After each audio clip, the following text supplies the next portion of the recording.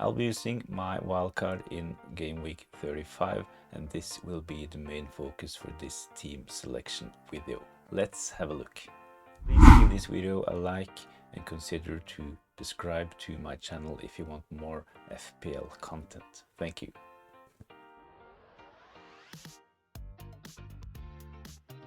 I'll start by taking a quick look at the fixtures and the remaining double game weeks. Game week 35 will be a small double game week, while double game week 37 will be a big one. Teams on the list will have an extra fixture remaining compared to other teams, so targeting those teams will give an advantage in the run. Chelsea and Spurs players actually have 6 games left, while other teams only have 4, so I'd advise you to target players from Spurs and Chelsea even though you're on your wildcard in game week 35 or not.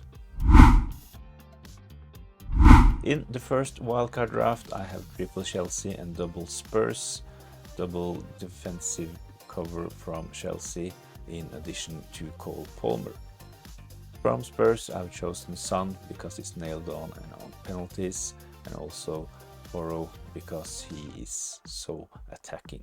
Udogie might have been an option, but he is injured and will be out for the rest of the season. So for me, Son and Porro will be my preferred Spurs picks. I'm not really sure if I'm going to go with those Chelsea boys, but I'll show another draft later on.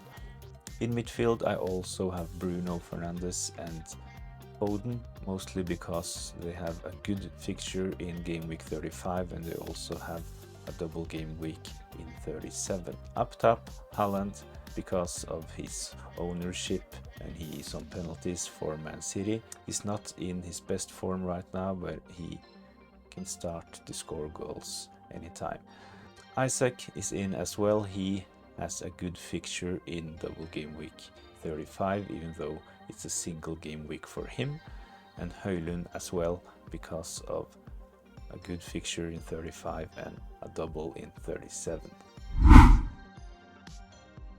In my second wildcard option I have the same Spurs players, Porro and Son, but for Chelsea I have opted for Jackson instead of doubling up on their defense. This means that I have Dubravka as well. He has a double in 37 and is really good value. The midfield is the same with Palmer, Son as mentioned, Foden and Bruno, and up top Haaland, Isaac and Jackson. As you can see on my bench I have Ederson ready for their good fixtures in double game week 37. Garnacho as well, he is decent value and I will be using my bench boost, so I need good players on the bench as well. Gabriel is in because so many have double Arsenal defense right now and they are the best defensive team, so having at least one Arsenal defender in double game week 37 can be a good shield. Dunk is also in, not really sure if he will stay, but Brighton have decent fixtures in double game week 37 and he is good value as well. It's too early to tell which draft I'll go for, but the foundation of my team will be the locks. As you can see on the left hand side, I'll target the teams with the best fixtures and the best fantasy assets from those teams.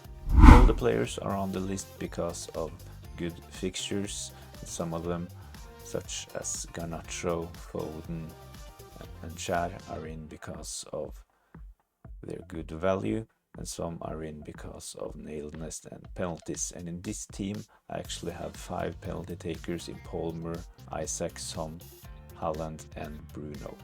As mentioned, Gabriel is the only single game week player on the list, but having at least one defensive asset from Arsenal might be a good option because so many have double defense and they are, as mentioned, the best defense in the league.